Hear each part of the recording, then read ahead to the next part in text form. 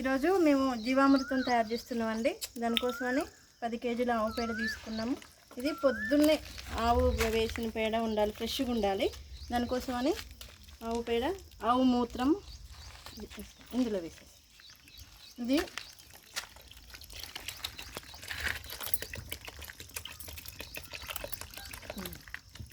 చాలా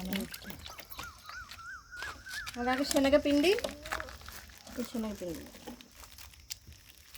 మళ్ళీ మొత్తం కలుపుతాం. ఒకసారి చూపించి వీడియో తీసుకున్నాం. ఇది ఏమేమి వేయాలో నెక్స్ట్ శనగపిండి మొత్తం పైన ఇట్లా కలుపుకోవాలి. శనగపిండి మొత్తం,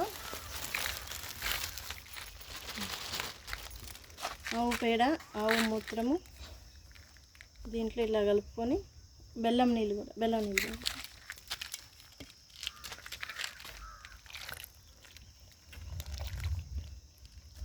ఈ బెల్లం నీళ్ళు ఉన్నాయి అడుగు కరగదిద్దాం. పుట్టమన్ను అదే ఆ మన్ను మట్టి తీసుకురావా కొంచెం.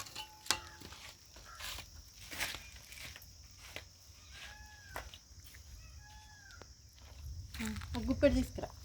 అట్లా మెత్తడిది చేయాలి, మెత్తగా ఉండాలి.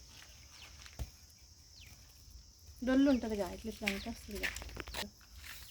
ఇలాగనే మామూలు మట్టి అంటే చెట్టు మొదట్లోది మట్టి, ఏ మందు వేయని మట్టి అనమాట. ఆ మట్టి ఒక గుప్పెడు.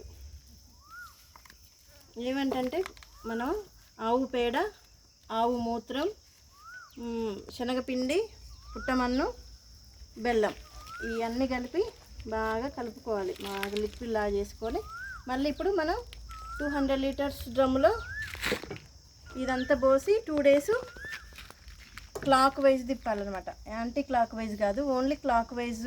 మనం గుడిలో ప్రదక్షిణం చేస్తాం చూసారా, అలా తిప్పాలి. 2 డేస్ 48 అవర్స్ అలా మార్నింగ్ ఈవినింగ్ తిప్పాలన్నమాట. అలా 2 డేస్ తిప్పినాక 3rd డే నుంచి ఇది వాడుకోవచ్చు మన మొక్కలకి. ఇది జీవామృతము. అంతేనండి.